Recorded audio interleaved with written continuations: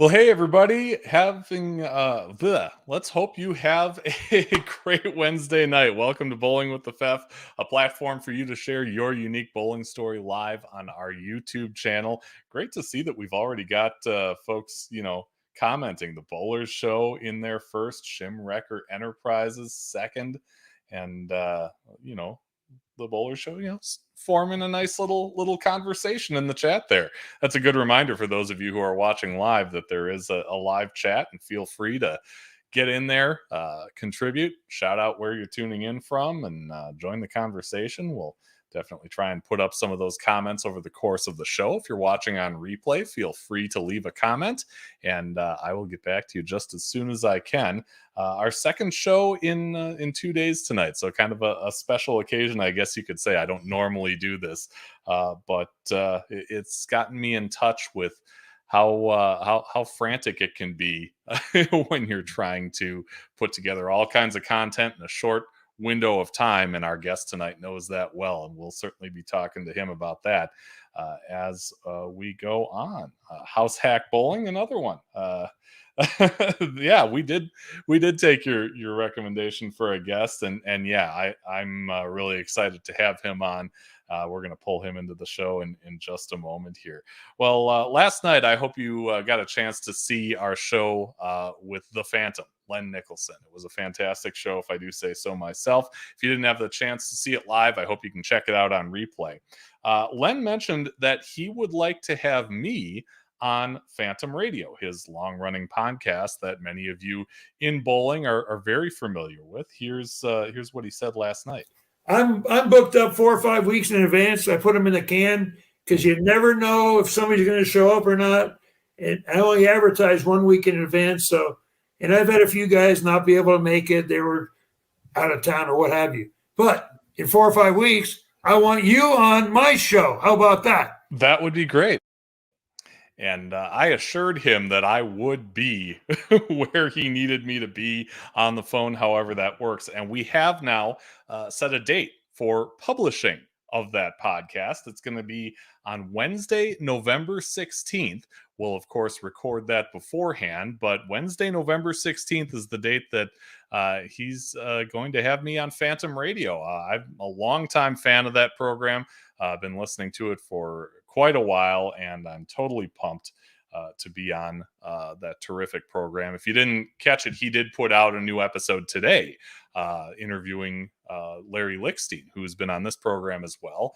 The two of them talking about Butch Gerhardt's life and his bowling story. So great stuff if you haven't seen it, and hope you'll tune in on Wednesday, November 16th for a little Bowling with the Fef flavor on Phantom Radio. Well, Bowling with the Fef couldn't happen the way it does without Chip Magnet Salsa. Chip Magnet is a local company in Eau Claire, Wisconsin, putting out quality salsas, relishes, and all kinds of other food products to stores in 38 states, more than 38 states now, and Canada. For the exquisite flavor of Chip Magnet, to get your fix, go over to chipmagnetsalsa.com. Lots of different varieties. They will ship to you, and you'll be glad you put in that order because it's a fine product, if I do say so myself. Chip Magnet, raise your snack standards, and a big thank you to everyone at Chip Magnet for supporting Bowling with the Fef. Well, let's get to tonight's guest. Our guest tonight live streams quite a bit. He does ball reviews. He does educational videos, even a video of a guinea pig goosing a cat. He's done that before, too. He's the co-host of the Bowlers Show on weekends and the Breakdown Pair on Mondays. And because of the creativity and general awesomeness of his jersey in this shot, we're calling this Cat Power. And we have Luke Rosdahl from Topeka, Kansas, joining us tonight. Welcome, Luke, to Bowling with the Fef. Yeah, hi. It's great to be here for a change on this side of the, on this, I'm on the same side of the microphone, really, but on this side of the interview. Yeah. No, you guys do a fantastic job. Really enjoy both shows. The Bowlers show, which has had a few weeks off, I've Yeah. heard is going to be back really soon. Yeah, here in a couple weeks. Dave Waswo, my co-host, and who's the founder of the Bowlers show, who used to have it way back when. It's pretty cool that he asked me to be a part of it.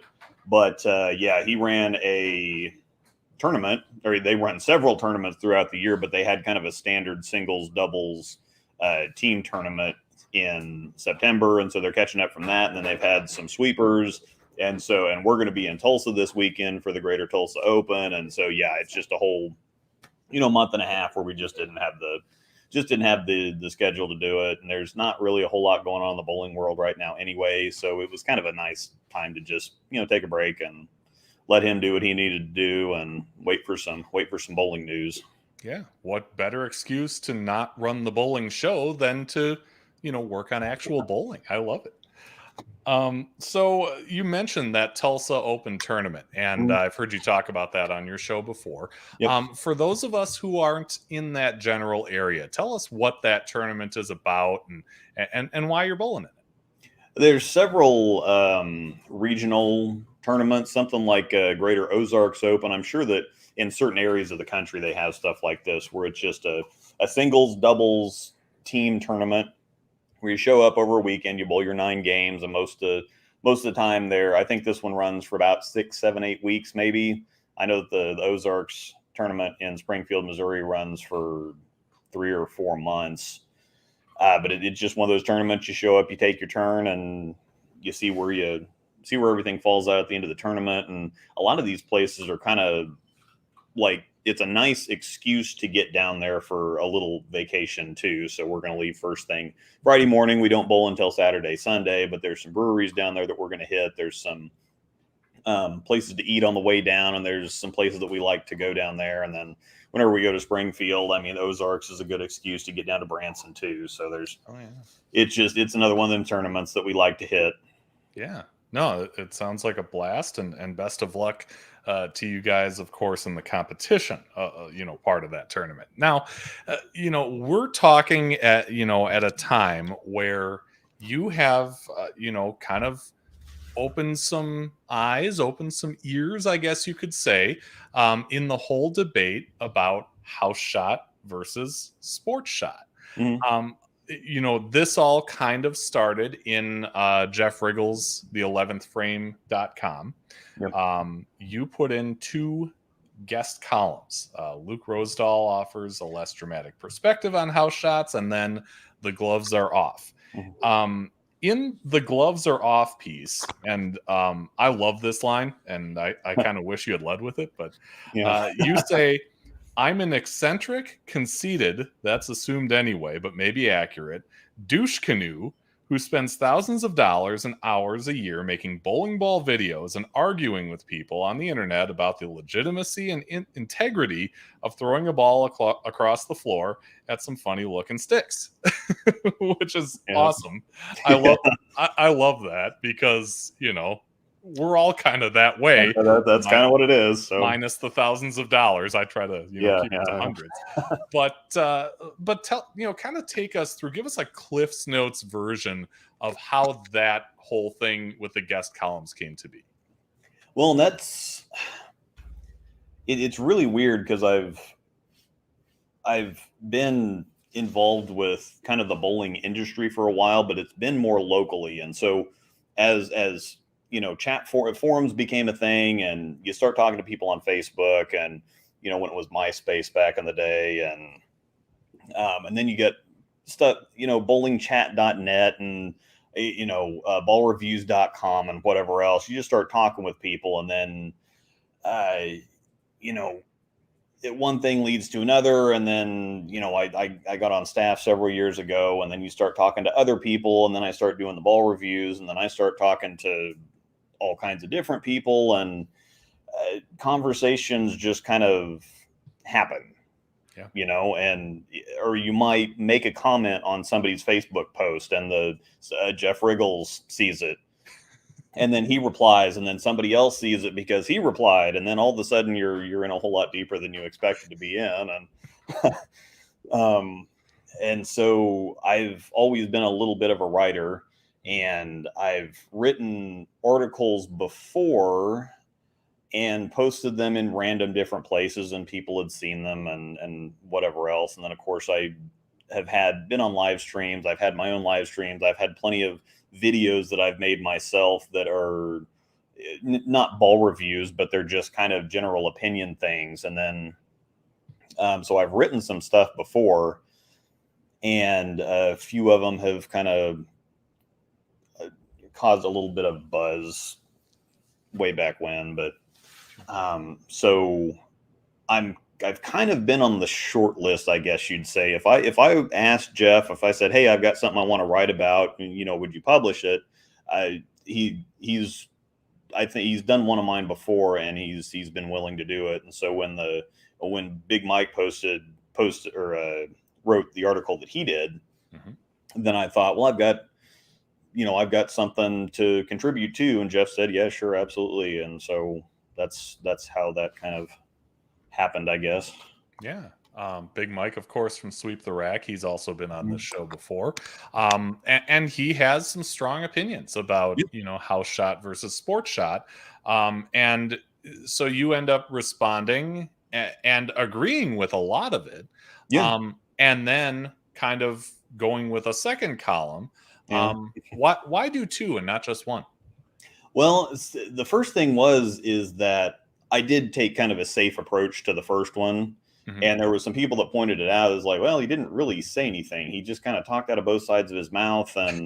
And they could obviously tell that I was holding back or trying to be nice. But at the same time, I'm one of those devil's advocate type of people. Yeah. And I want to see, whenever I have a debate or a discussion with somebody, or I want to put myself on their side of the table. I don't want to just have my opinion. They have their opinion, and we kind of debate back and forth. It's like, okay, well,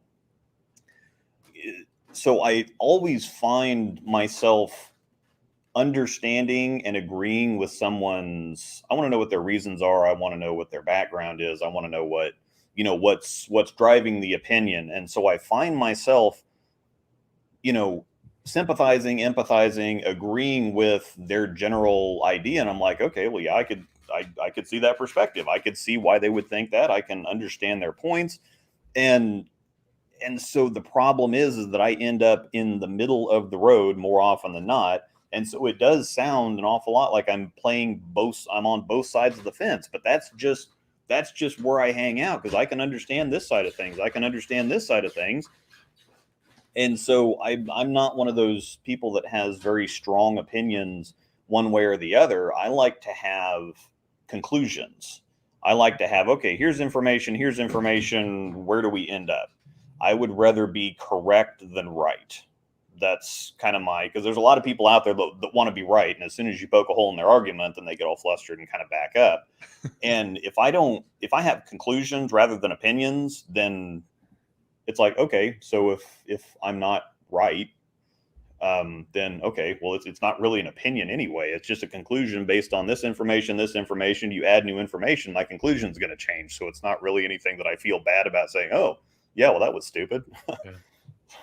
Yeah. I remember, part of the article saying, talking about scratch leagues. Being something we need to kind of get into before we can even get back to sport. Before we can even talk about sport conditions. And I'll tell you, I'm in a situation in where I live. There is one sport league that I know of in our general community. It's a little farther away than the house I bowl at, so I end up, bowling at the one that's more convenient. We have no scratch leagues that I know of around here. So And I just, I've got my buddies. I feel like I'm somewhat competitive, although, I'm older now, I guess you could say, and I only bowl once a week. And, Yeah. so I'm not going to set, the house on fire, but, I'm going to do my best. I don't, I don't want to say I don't miss the sport shot part of it, because I do, Mhm. but I can tell that I'm in the minority there. Yeah. And I think that's, after a while, you're kind of fighting a tank with a toothpick, because the majority don't want that. Yeah. So I guess I'm interested to find out your opinion on the concept of kind of labeling the different conditions, a la downhill skiing. I'm Mhm. not a downhill skier. I'm not going to go down a black diamond hill. Yeah. And that's probably more for safety than for my, competitiveness. But I'd probably try to bowl on the black diamond condition. Hmm. You know, what about that? Yeah, and it's such a complicated answer. I Yeah. mean, it's one thing to say, You dogs okay? running around. Yeah, no, I got dogs running around, so Uh,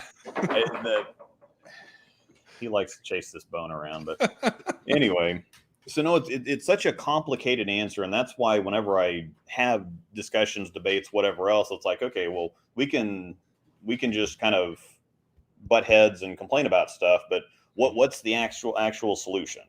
Where do we go with this? Where do we? I mean, because it's one thing to have opinions and say, well, this should be different, or this should change, or this should whatever else. But sometimes you end up in a catch-22 situation where you're kind of like, yes, it should change. Practically, is that something that can happen, or that will happen, or whatever else? And so then I kind of use that to guide my direction. And so I think that it's um, desirable to have more competitive conditions, because there are people that like that. Obviously, if there were more people that like that, we would have more of these sport leagues, scratch leagues, whatever else.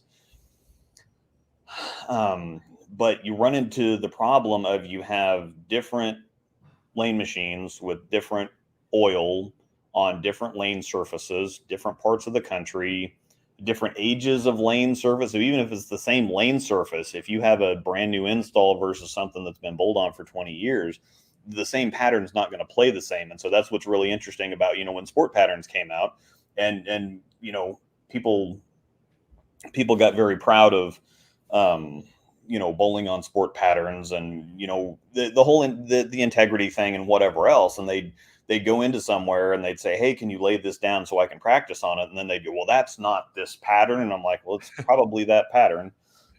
Here in Kansas City, or in the Topeka, I'm about an hour west of Kansas City, but in the Kansas City area, we have several different houses that play wildly different. We have different ages of installs. We have Pro Lane, we have HPLs, and now we have a brand new installation at a former HPL house. And so everywhere you go in Kansas City, we have a traveling sport trainer. That's what Dave Waswo does. Him and Mike Adamski and Kim Waswo run those tournaments, but we bowl them on sport or challenge patterns. And there are a few patterns that they run fairly often.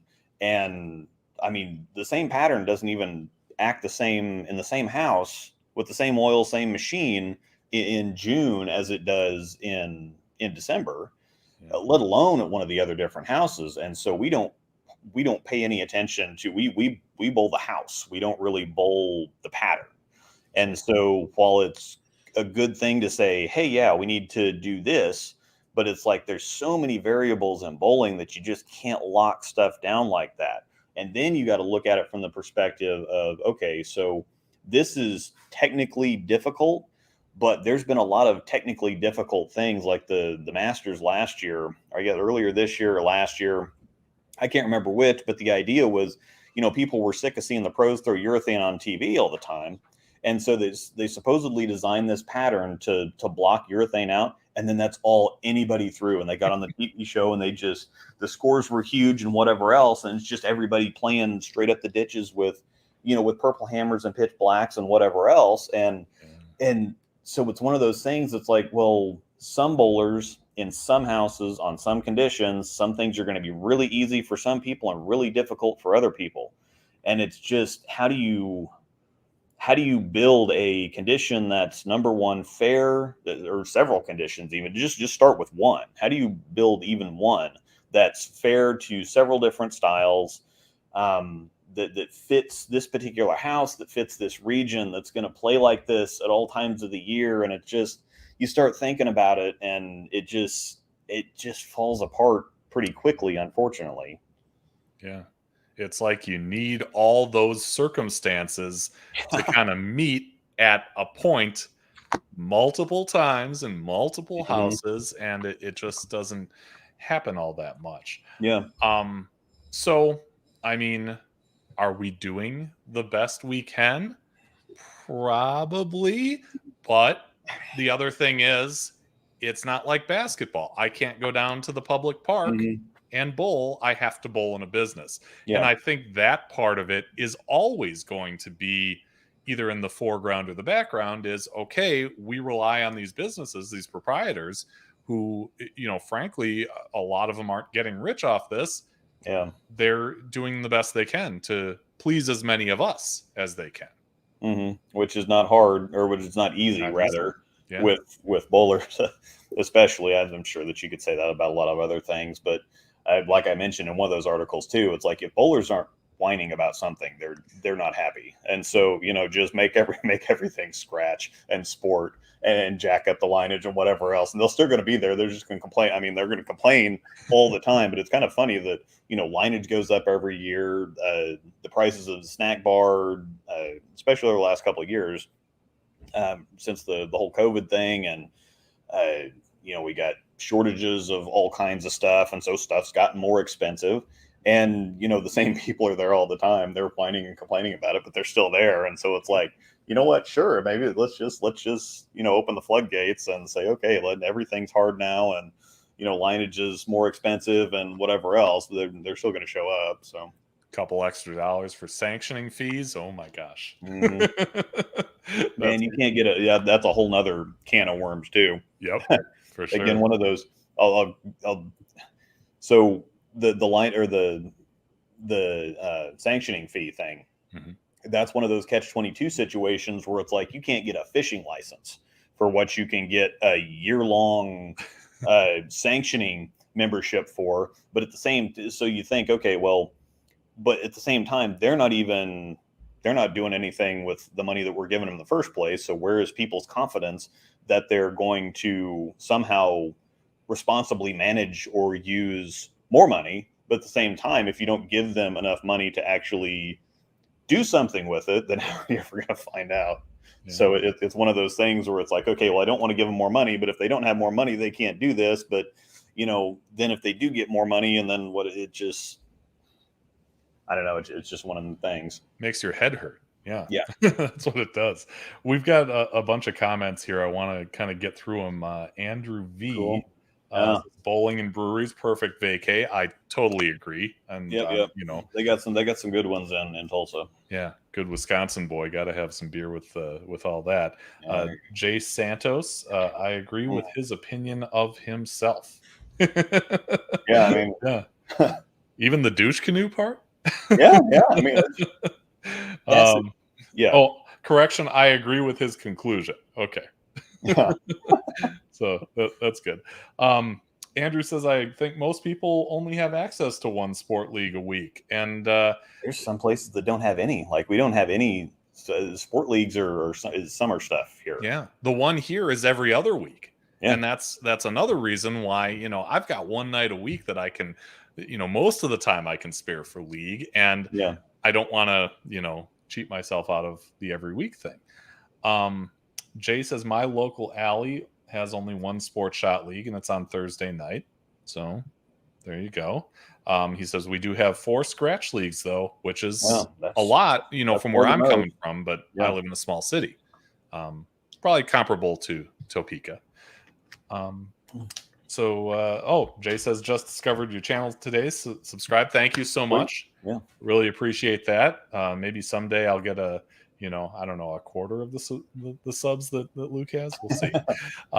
Andrew says he's in Vegas. As far as he knows, there is exactly one sports shot league in town. There you go. They got bowling. They got lanes all over the place. So. Yeah. House hack bowling. Bowlers aren't happy with bowling. That's new. Yeah. We got to have something to complain about.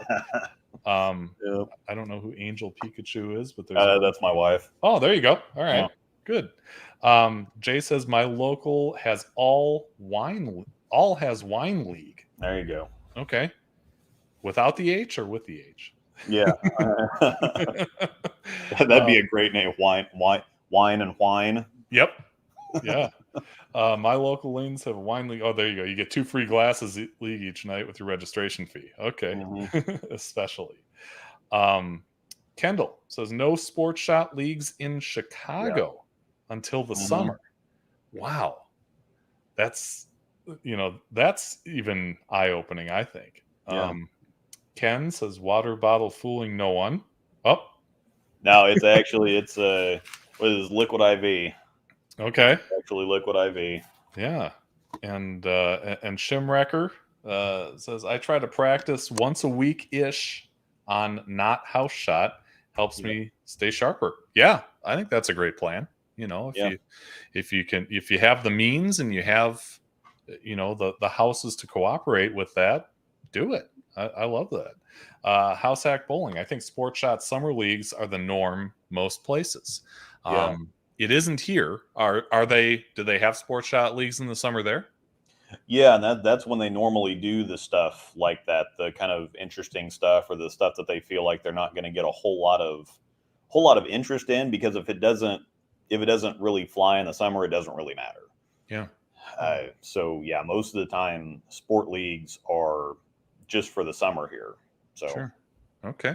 The Bowlers Show wants to know if I'm available to come on Sunday, October 23rd. I would love to come on, and I'm going to have to check my calendar, aka check with Mrs. Pfeff. But I will. If not the 23rd, definitely another one. But we'll talk offline, and yes, we'll make that happen. The short answer is yes, because fantastic show. Yeah, And we'll get you on at some point. How about that? Yeah, I do want to talk about that more too before we let you go here. But the purpose of this whole thing is to kind of get into your bowling story too, and to tell people where you're coming from, because you are widely known for the live streams, for the YouTube channels, but you don't start that right away. You kind of get your start in bowling on a smaller level. You're in Kansas. Have you always lived there? Is that where you grew up? Yeah. I actually grew up in Topeka, and so I've lived within a 5-10 mile radius my whole life.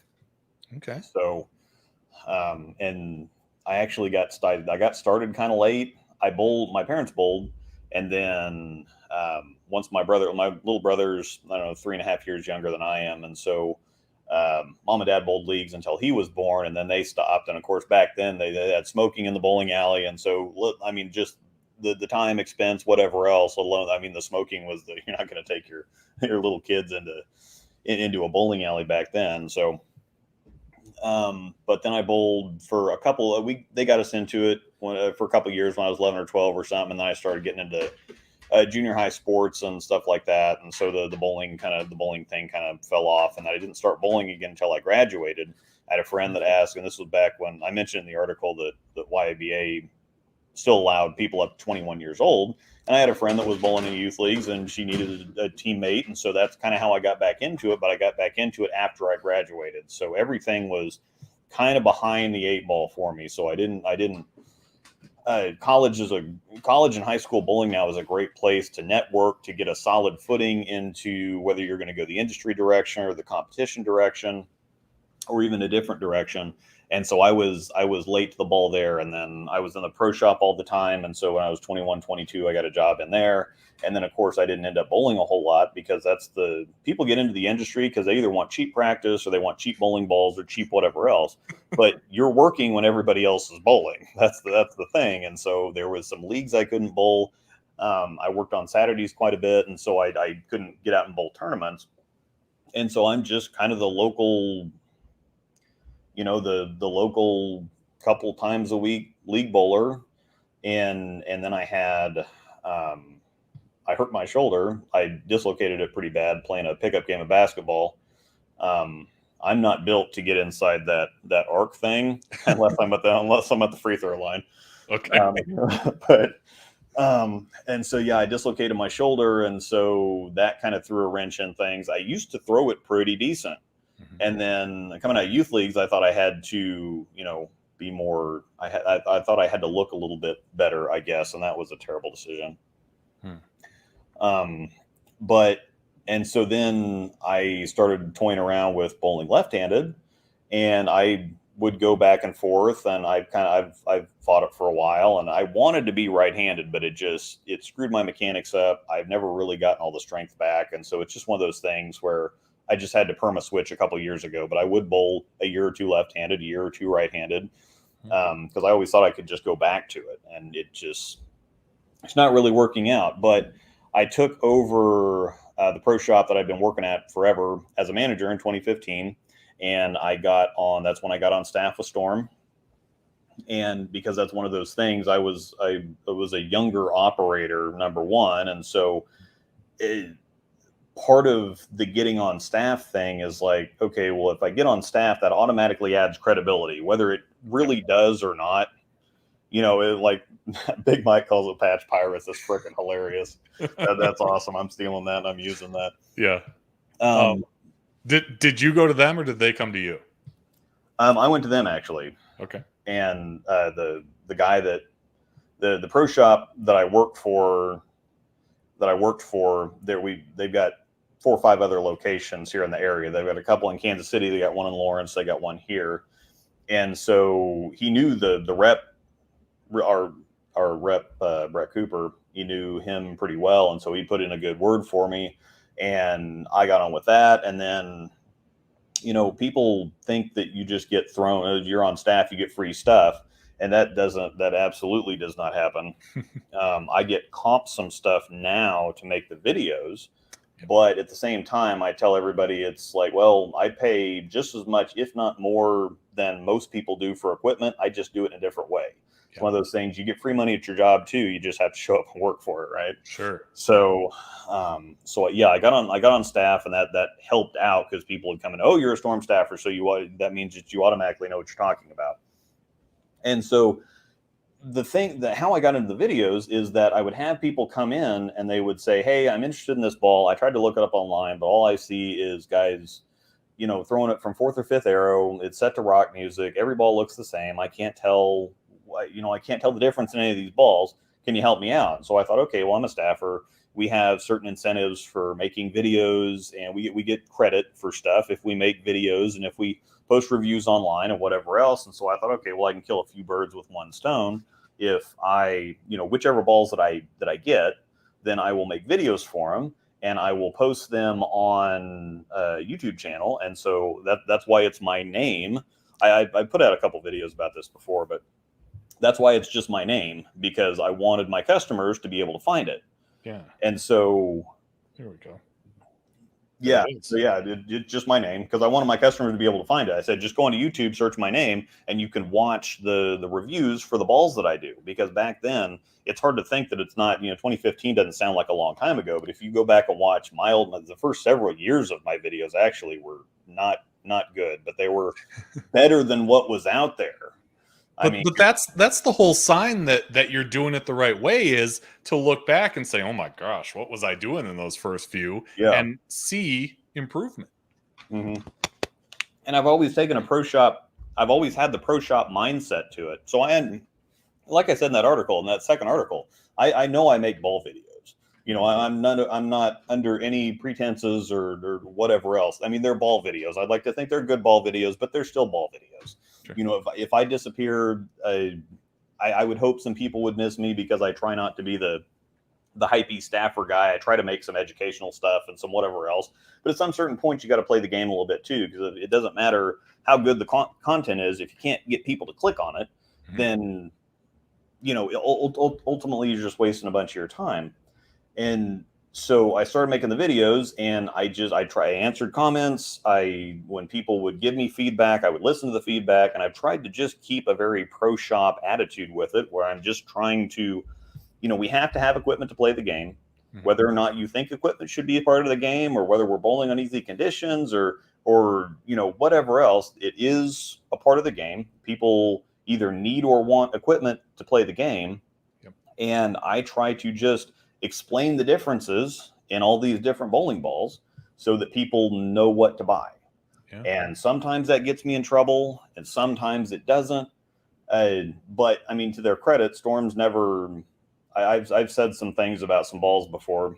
Notably, I said that I'd make more room in my bag if I just chuck the Zen Master in a dumpster, and then. So I've said some things, and when the Timeless came out, I'm like, it's really not that good. Mm-hmm. And so, but they've never, they let us say what we're going to say. And that's and interesting. so they've never, so I don't get in trouble from them. I get in trouble from other, some other staffers aren't happy about it sometimes, depending on which company they're on with. Sure.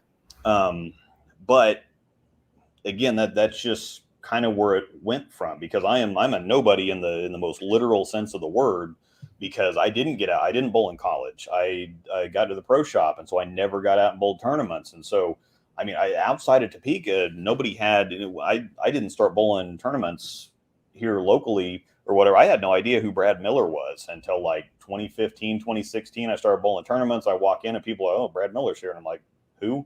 Because I didn't get out of Topeka. I didn't know anybody outside of Topeka unless they were on TV, and they didn't know me and whatever else. And so the YouTube thing is, the only thing I've ever done, but I've just been behind the 8-ball the entire time. And so I didn't really have much. And then with the shoulder injury and whatever else, I was always working in the pro shop, didn't get out to bowl much, had the injury back and forth with hands. And so I never really had a chance to, get out and do anything.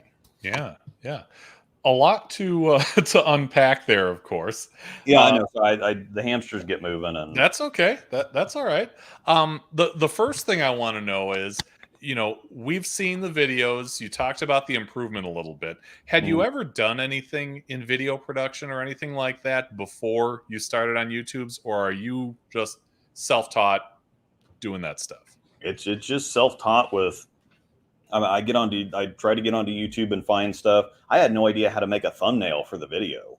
Okay. There was, if you go back and look at some of the earlier videos, like I just found whatever I could find off of Google and that would actually upload into YouTube. That's what it was.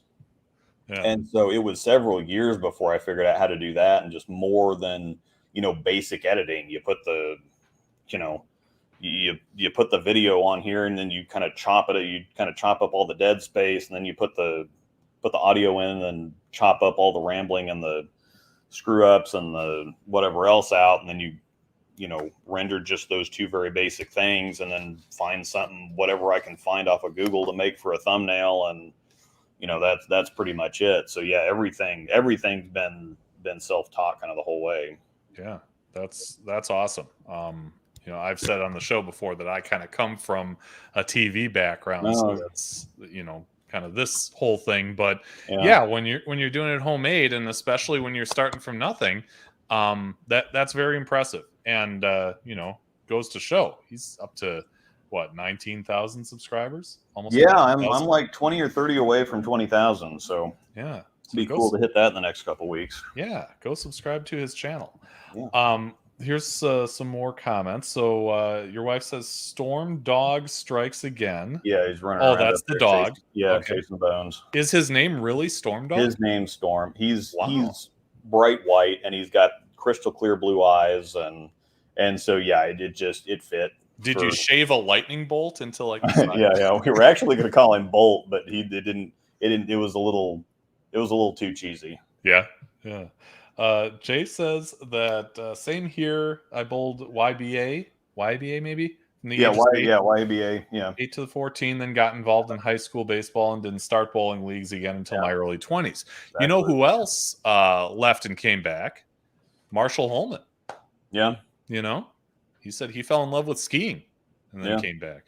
So it works, Timeless Does Dave have some history with the timeless? I don't. We'll have to find out about that because because that was the thing is I was really nervous about that one because it was the first Belmo ball and it was a big deal and I'm throwing it. I'm like, gosh, this isn't really my thing. Like it's, and so I just thought, okay, well, I'm not really, there's nowhere there's good ball reaction, there's bad ball reaction, and even then somebody's going to do well with something that's just absolutely awful for somebody else. And so I try to take the pro shop approach to it where I'll cut up and, throw some jokes in there every once in a while. But at the same time, it's not my job to sell equipment. It's my job to know the equipment and give people the information. We got like 40 some odd balls in the catalog. Why do I need to pick one out and specifically sell it or push it or hype it up or say it's the next best thing before I say that the next ball is the next best thing or whatever else? And so I just try to describe the differences and just leave it at that. So because everybody's going to have different opinions about bowling balls. Some, this is the best ball ever, and so that ball's terrible. And so it's like, well, neither one of them are right. Yeah. And marketing is different than sales. I mean, when it comes down to it, there you go. I love my Zen Master. That's just me, though. And different styles are going to, are going to. I got destroyed in league by one the other night. Yeah. So.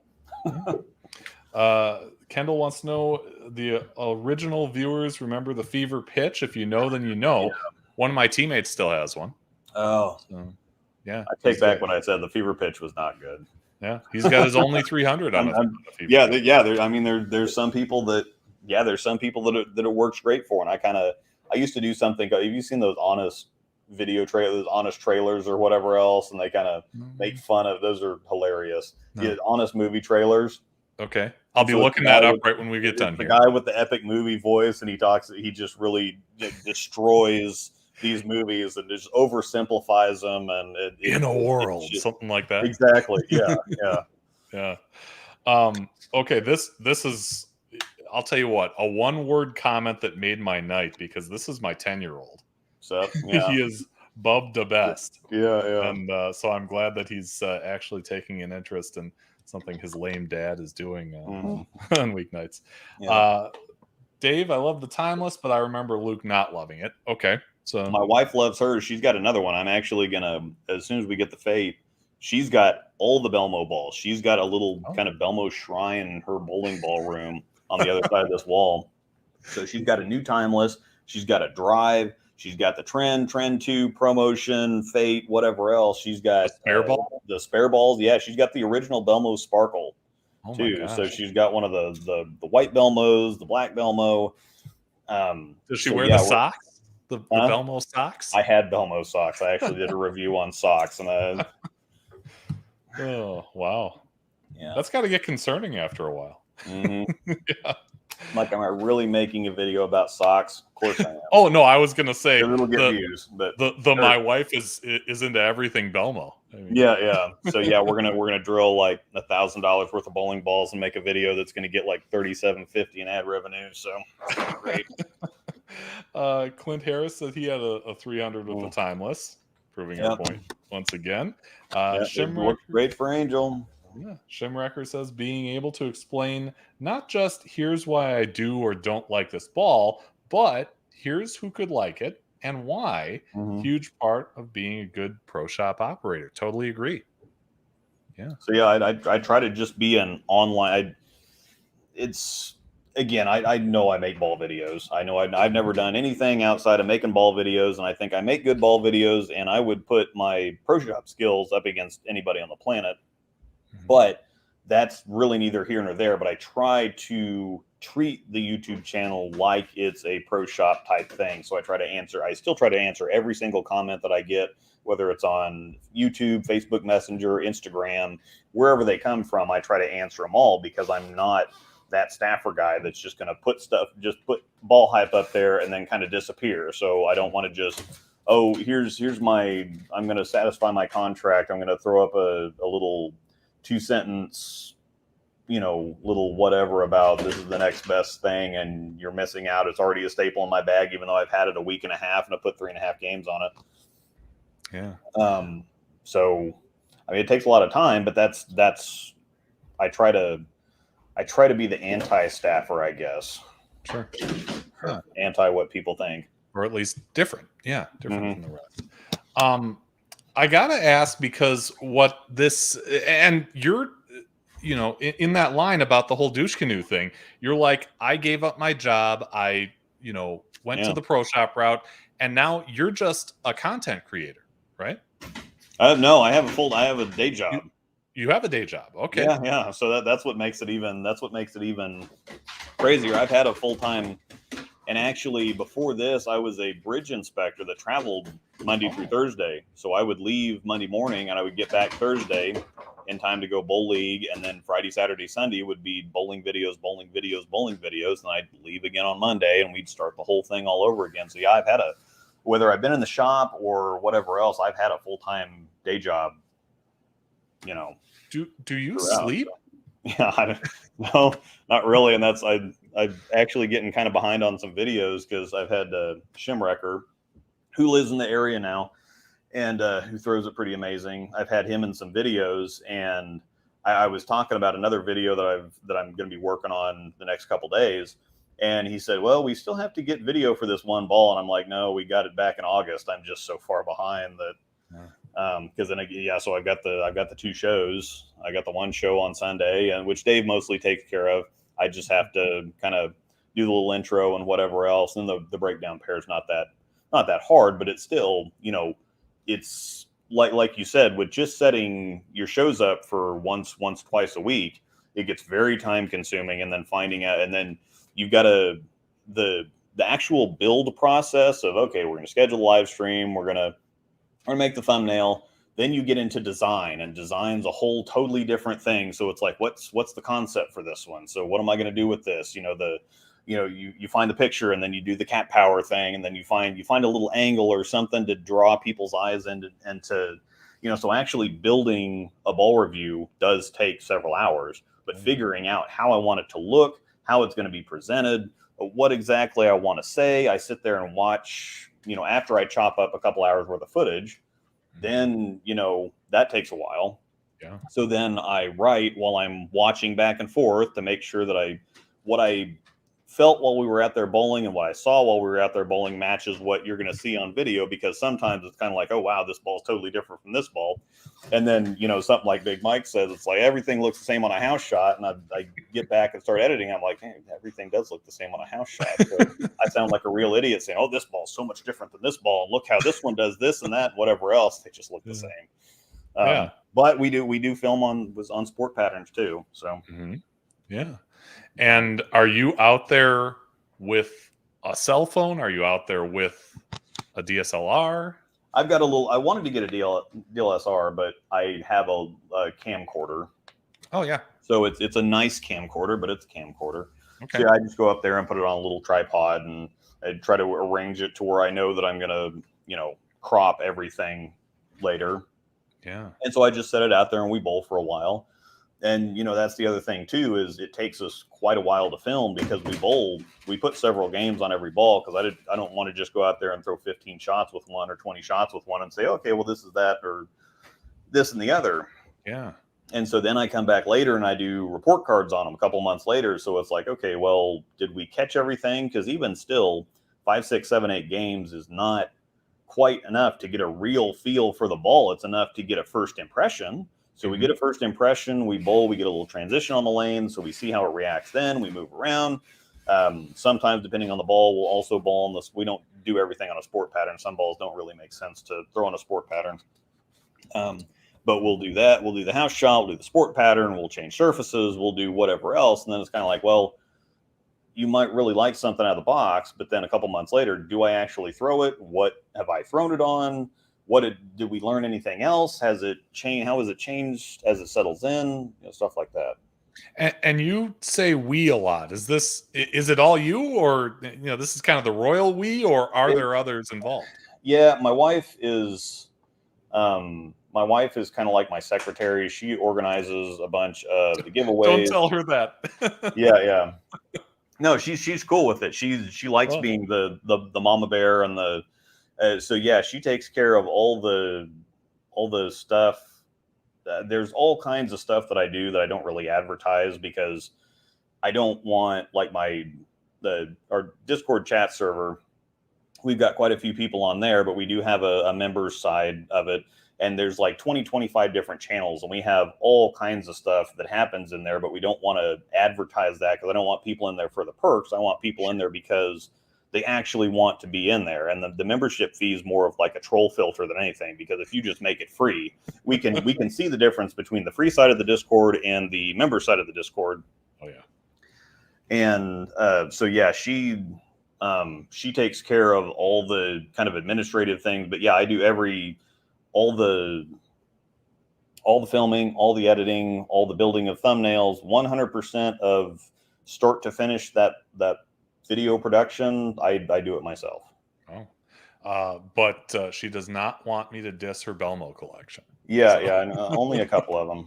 Yeah, but no, she's in the videos, and then my buddy James is in the videos now too. That he's in the area, because one of the big things is when I stopped bowling right-handed is the whole world is, big rev righties, and then we're over, me and my wife are over 40 now, and so it's kind of like, well, the channel's a kind of a lefty that's getting back into it, kind of a lower rev, lower speed woman, and that's not really what, people are kind of back to wanting to see somebody cover boards. It's kind of funny because that's what everybody, oh yeah, I don't want to see somebody with a 500 rev rate hooking the whole lane. Now that's what they want to see, because that's what just about everybody does. Yeah. And he's also my Discord, my chat server administrator too. He handles all the technical stuff that I can't do on that. I don't have any idea how to do on that. And I got 4 or 5 coaches that are in there, and all kinds of admins and whatever else. So. Okay. YouTube has alerted Dave that we have set a record for saying douche canoe on my podcast. And that's I didn't set out to do that. Yeah. Yeah, you never know what you're going to get pinged for on the YouTubes, but hopefully it's not. But yeah, and that's the thing too, is I get it. And just the idea that it's like, oh, okay, well, I've got all these freaking logos all over the place. I've got this stuff back here. I've got my own little production set up. I've got Facebook groups. I've got the chat server. I've got a membership site for a ball review guy. Like I get what the kind of idea behind it is, or you think that you're hot, or you think that you're special because you put ball videos on YouTube. Like I understand that side of things, and so I try to, and it's actually kind of funny because I've had some people say before, you're just another one of these ball hawking staffers, whatever else, and I'll chat them up on YouTube, and they're like, oh, okay. Well, I say, okay, well, go watch this video and then come back and see me. So I understand what the perception is, and I get, the ultimate value or kind of what I do. And so the thing I try to keep in perspective, which it doesn't seem like happens a whole lot, like people in bowling, because they're good at throwing a ball at some weird looking sticks, they walk around with their chest puffed out, and they've got their logos on and all front and center and whatever else. But every single person on the planet is better at something than you are.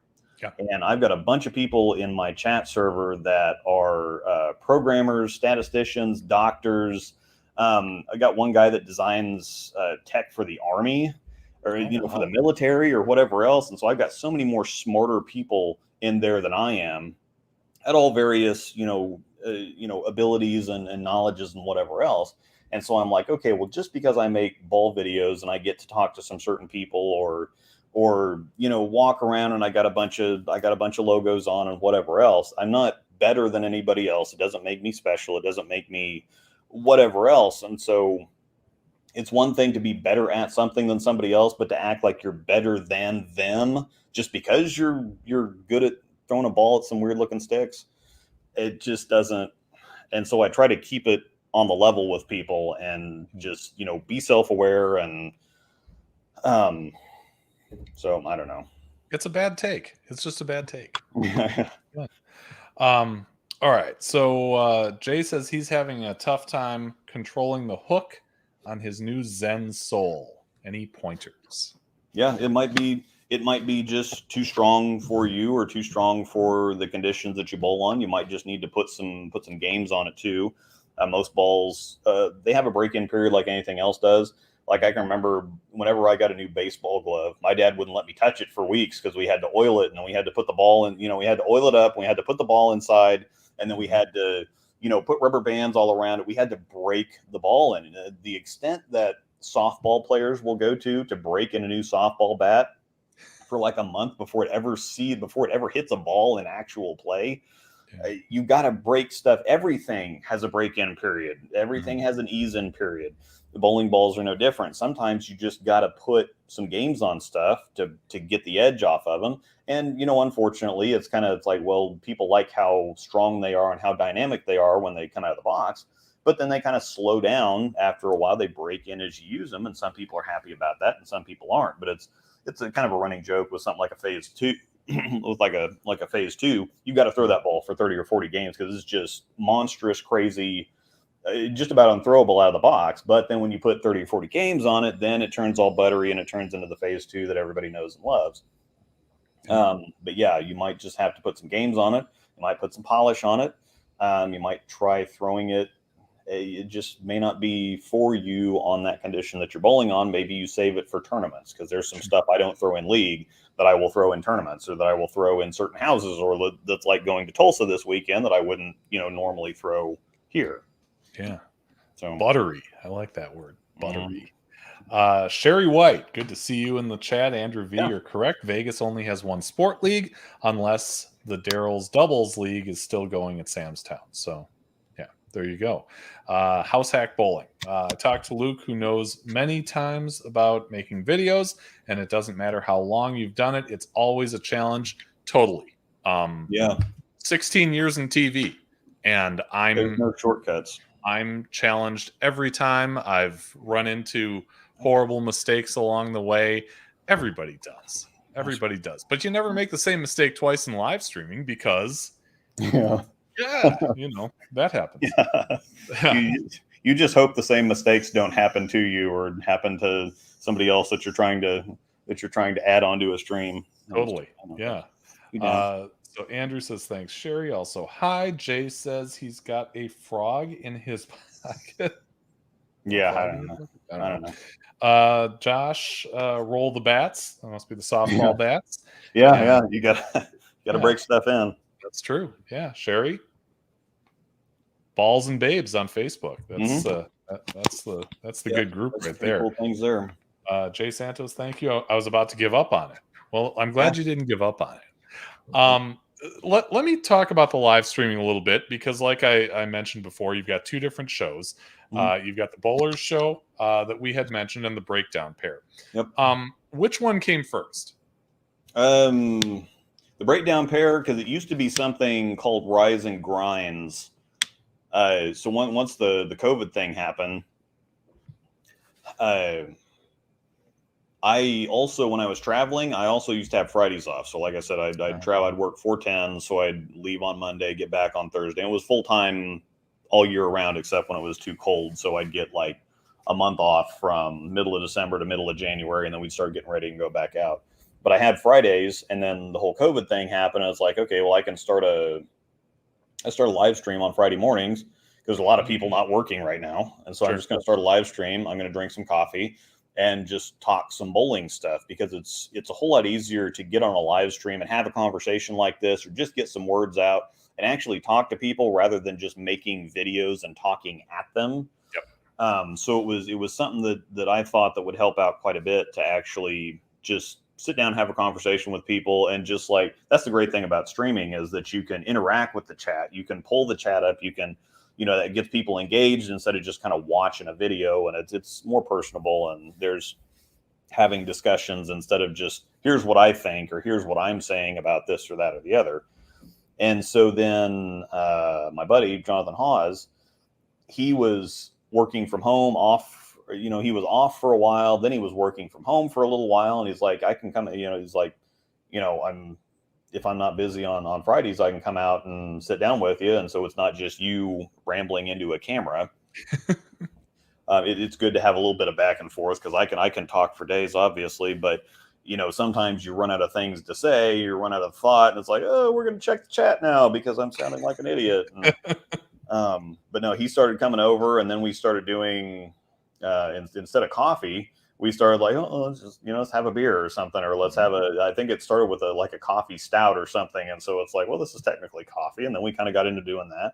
And then we had the idea to, he went back to work and started working Fridays again. And things kind of started getting a little bit back to normal, I guess you'd say. And so we thought, okay, well, let's make this into a different show, and let's do it on some weeknight so that we can keep doing it together. And so that's been running for a while. So it actually March, April, May of 2020. So the Friday show started first, and then it kind of continued in the breakdown pair. And then Dave's been kind of mulling over bringing back the bowler show for a while, because it was a radio show for several years. And then, he being in radio was a whole lot more challenging, because they had to get studio space, and he had to get airtime, and he had to get whatever else. And so it just got to be a little bit too much to do and whatever else. And so he's got other things going on in his life. And so so he stopped doing that for a while, and he thought, you know what, it's about time to bring it back. And with the live streaming thing and whatever else, he's like, you've got a big platform. And he's like, I don't know anything about the tech of doing this. And so he's like, but I've got the contacts. I talk to people. I know I can get butts in the seats. I can get the guests. I can get whatever else. But if you can handle the live streaming tech side of things, then we can really work pretty well together. And that's kind of how that happened. Yeah, he books everybody. He talks to everybody. I do the YouTube thing. He's the host. I'm kind of the co-host that's I'm the guy running the board and whatever else. And occasionally he lets me talk, but coming up with questions is hard, especially to some certain people that you talk to. So I did message him, and he basically said it just like that. I decided to bring it back in 2022. Picked Luke to co-host, as he's a good friend and has a studio and had 17K YouTube subscribers as a built-in audience. Yeah. He says that you bring in many things to the show that he can't, especially when it comes to the tech side. He says we have a lot of fun doing the show, and I kid Luke about when he had a PWBA bowler on, as he gets nervous at times. So terrible. Asking questions. See, and that's the thing, is it works out perfectly, because I have a hard time. I'm a very starstruck person, of course, again, because I didn't bowl in college. I bowled only locally. And so everything I saw, I heard about people coming back from tournaments saying, oh, so I bumped into so-and-so at this tournament, or even going to watch, because they'd have tournaments in Kansas City and Omaha and Wichita and whatever else, but I could never get out to them. Yeah. And so I was just, everything I just saw and heard about stuff. And so I'm kind of a starstruck person to begin with. I'm also the type of person who doesn't want to just, oh, hey, can I get your autograph? Can I get a picture? And then, they move on to somebody else. If I don't have a reason to bother them, or I just want to let them do their thing. I can enjoy watching them on TV and enjoy, being a fan without having to have the kind of little interaction or whatever, unless I actually have something to talk to them about. I'm just going to let them do their thing, and I'm perfectly content being behind the scenes. And so with the bowler show coming out, I tried very briefly to do my own little interview series with some professionals. It's very, very cringe. And I'm a very big fan of Verity Crawley, and I've met her a couple times, and it hasn't gone well either time. Hasn't gone close to going well either time. And so that's kind of one of those things. Hopefully we'll get her on the bowler show sometime, and I can actually talk to her like a normal human being. That's highly doubtful. Yeah. She came on this show when she had to go back to England, and we had it booked, and I'm like, I'll just do it at 6 a.m. And she's like, what do you mean you'll do it at 6 a.m? I used to do the morning show on TV news. I can get up, and is anybody going to watch it? Well, that was like the most watched live stream on my channel for a long time. I'm sure a lot of people can understand that, but it's something that takes time to develop. You do it more and more. It's like just like bowling. You do that more and more, you get better at it. Interviewing, same way. Dave says he answers all the tech questions. Yeah, he can pass all the tech stuff over to me, and I can whenever I start rambling or sounding like an idiot, I can kind of pass it back over to him because again, he's a whole lot more polished than I am. He's a lot more like you are. I just kind of sit here and, geek out a little bit. And I'm a little bit, I like to be very prepared for most things, but sometimes in a conversation, you're like, well, I've got some questions that I'm going to want to ask, but I'm not going to try to force the questions in there. If the conversation goes a different way, like we had Brian Wallachek on, and we ended up, he's stuck around. He's hilarious. He's great. Have you had Brian Wallachek on? No, I haven't. You might have to get that guy on because he's a freaking riot, and we talked to him forever. And so the questions just kind of went out the window. Yeah. The questions are more, okay, so if they're not very talkative, or if I need something to lean back on, so I try to just kind of, okay, let's start here and see where the conversation goes. If I need to go to the question bank, cool. If not, or then something like I'm a really big fan of Julia Bond too, and we had her on the Bowlers Show a couple months ago, and that's one of those things where he sent me the list. It was like, okay, we got so and so. I read Julia, and I'm like, oh, little pitter patter. Yeah. And so I thought, you know what? I'm not going to do the Verity thing. Like, I'm going to be ready to go. I'm not going to be this nervous kind of stuttery, cringy person. I'm going to be this just have fun.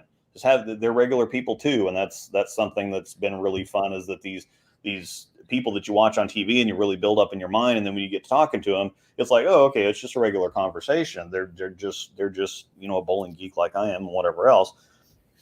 And so I'm like, okay, well, I'm going to nail this for the first time in my life. I'm actually going to have a regular conversation with somebody. I'm first impressions are first impressions, and I'm not going to ruin this one for a change. And then she gets to talking, and then she's like, oh, by the way, I'm a little starstruck. We watch your videos, and when we're, because she's an assistant coach up at Nebraska, and she's like, with me and the coach, and where we're doing arsenals for the kids, we kind of, we watch your videos, and you explain things so well. And I'm like, oh, good. Everything, my mind went blank and everything went out the window. And I'm like, I'm glad I got something up here on the screen. So I'm just going to read a bunch of nonsense and ramble until Dave saves me. We're all kind of the same. Oh. And that's cool. I mean, amateur bowlers, pro bowlers. Yeah. We may not be as great of on the lanes as they are, but we're all on the same team. And that makes it really cool. Yeah. Yeah. Sherry says when she starts doing some video and streaming stuff, maybe I'll pass the tech stuff to you. Yeah. You got time for that? Sometimes stuff is zip ties and duct tape. Mm-hmm. Like some things I am very good. It's like, I understand this. I'm good at this. Other things I'm good enough at to fake it. And if I actually had to do it for real or something like that, there's been a couple times where we've had tech issues on the show, and I'm like, I don't know. I can't. It says it's running, and I don't know what their problem is. I don't know how to fix it, whatever else. And so it's just going to have to be a problem. Yeah. So do you think, and I was going to ask you, since you guys have brought that up on the show, do you think that people are accepting of that? I mean, in TV, we used to think, oh my gosh, you have to have professionally shot video for everything. God forbid if you put up even a picture of something, and that's gone out the window long ago. Because people are more accepting of that, and frankly, user-generated content, is more interesting. Do you find that people are accepting of, when things go right and when maybe something doesn't go all that right? Yeah, I think that as long as it's good and you can keep them engaged, when you have technical issues, like they can't hear somebody, or when they're trying to enjoy the show and technical issues are getting in the way of them enjoying the show.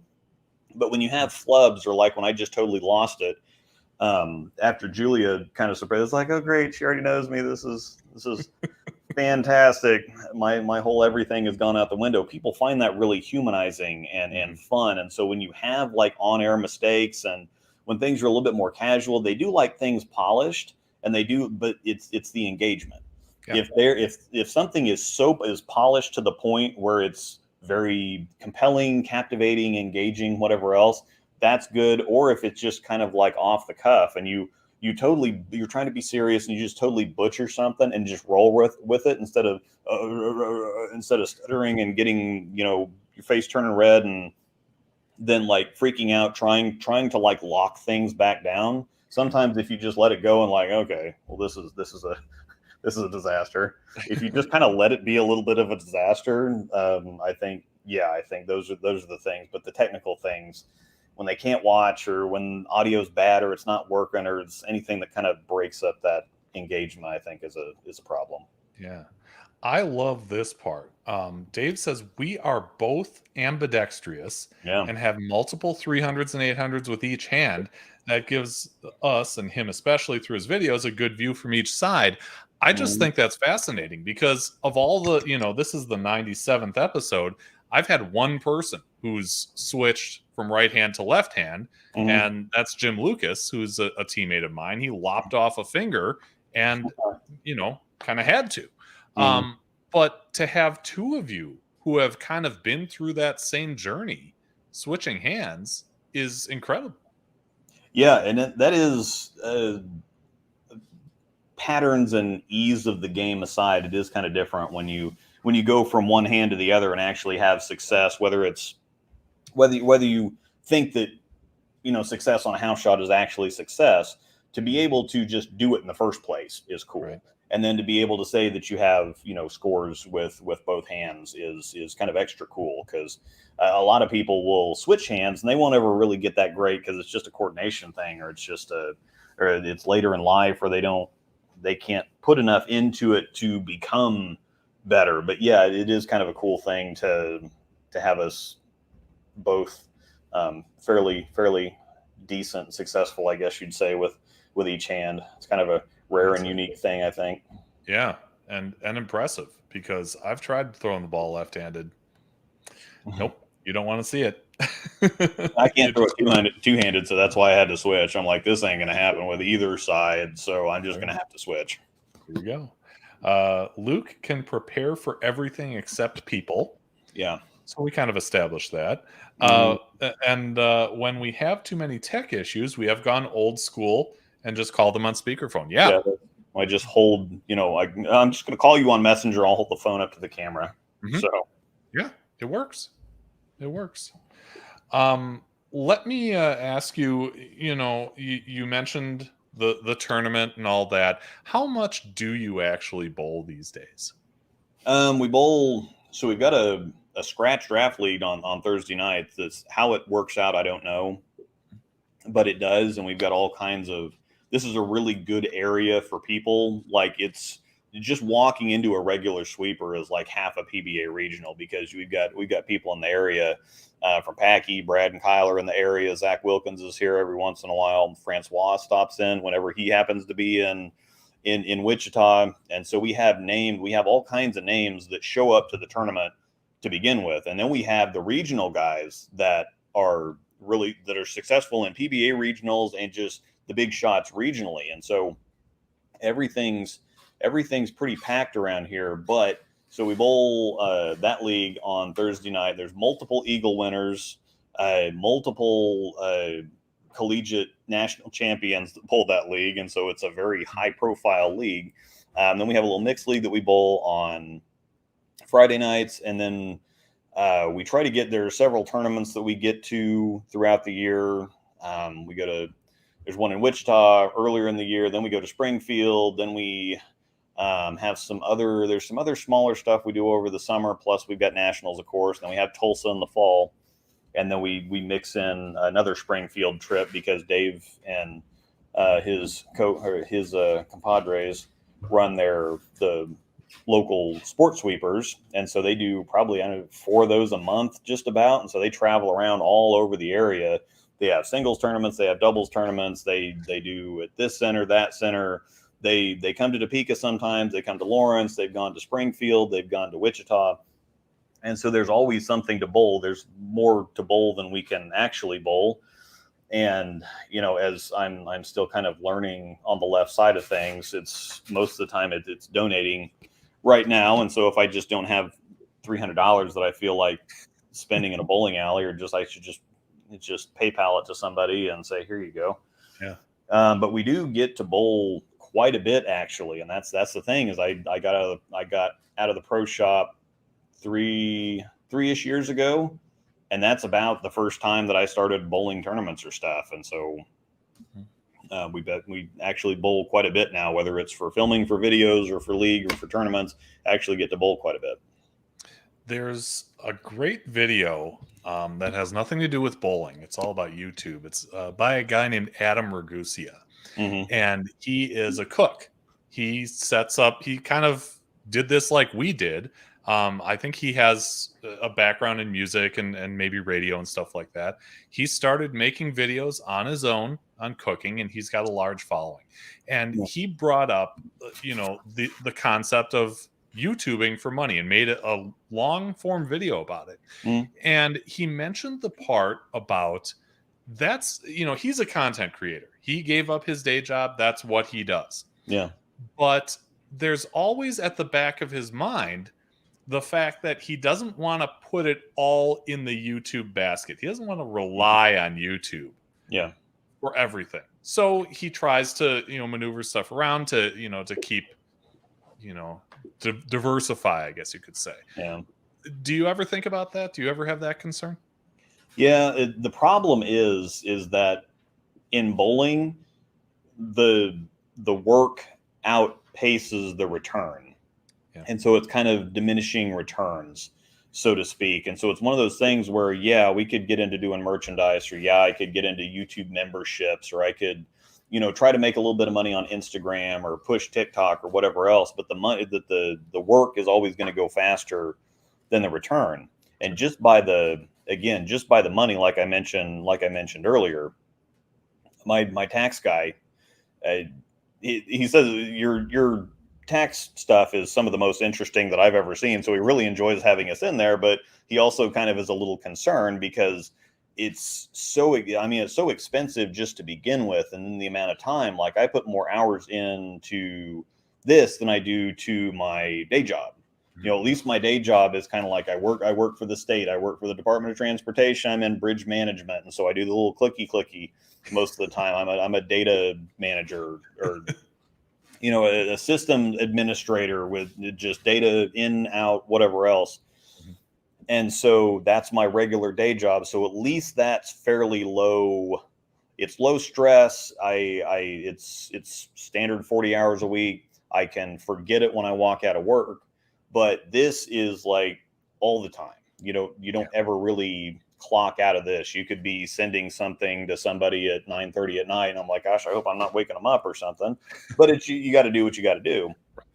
And this is a 40 or 50 hour a week thing. And sure, I get I get a fair amount of ad revenue from YouTube, but then you start taking away. It's like, okay, well, we also go film a couple times a month, and that's gas. And just making a ball video costs about $75. If I'm not factoring in, because I got a drill press in the garage, which is actually cheaper than having the drill press. As many bowling balls that we go through, it's a whole lot cheaper to have my own press. But I think the payment for that's like $170 a month. But and to just make a review, it's $75 because it's gas and lineage and materials, the grip slugs, whatever else.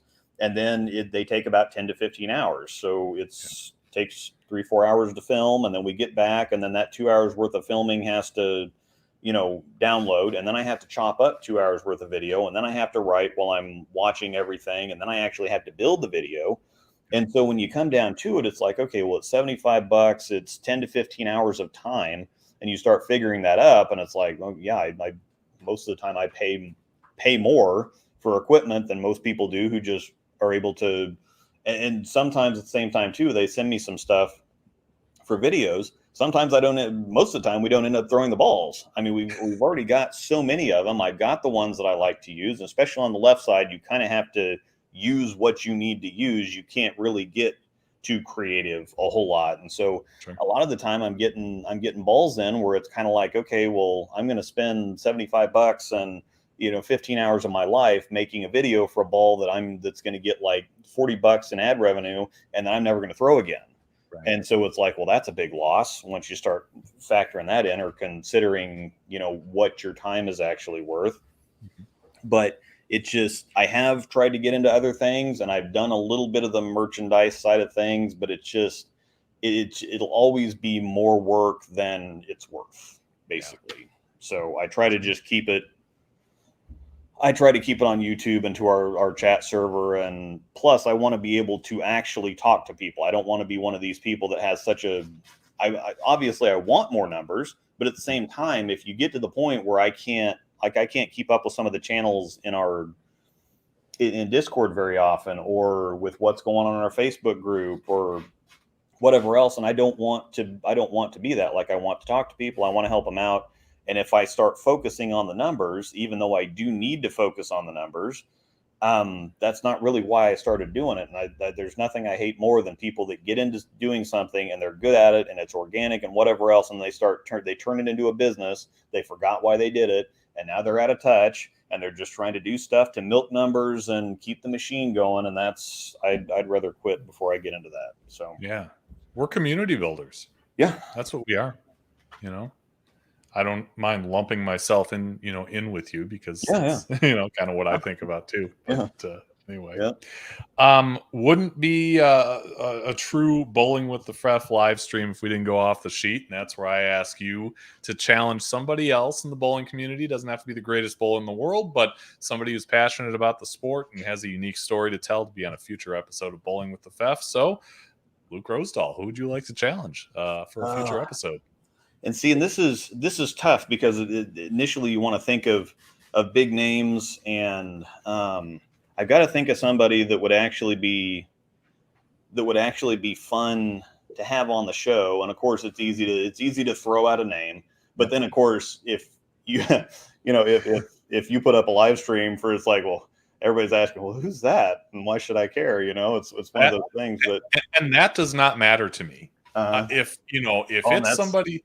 If it's somebody interesting. I've interviewed locals, I've interviewed, people from far away, and PBA Hall of Famers, but it's all, we're all bowlers in the end. So yeah, name recognition is not a prerequisite. See, that's really tough. It's really tough. And just because I think this would be an outstanding conversation.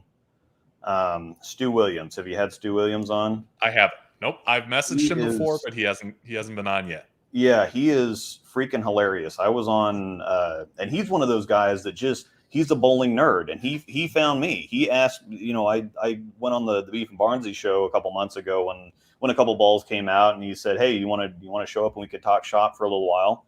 And we send messages a little bit back and forth. We've had him on the Bowler Show, whatever else, but he's just one of those guys that's just going to show up and have a conversation.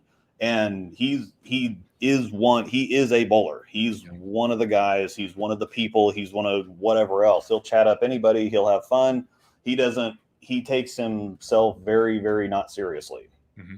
So, and I know it's a name, and I know it's an easy one to throw out there, but it really would be a good show, and that would be good to show somebody that is on the professional side of things. He does do the live streaming, and he's gotten into that, and he can understand the pain with some of that stuff, and the ball reviews and whatever else too. But he's also a guy that that people would really be able to warm up to, and so yeah, I think he'd be a great one to have just to talk to and just to have on a show and show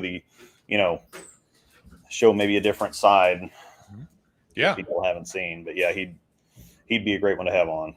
No, I love that. Big fan of Beef and Barnsey. It's a great show if you haven't seen it before. And yeah, Stu, if if you see this and interested, let me know. You can find me on Facebook or email me bowlingwiththefef@yahoo.com.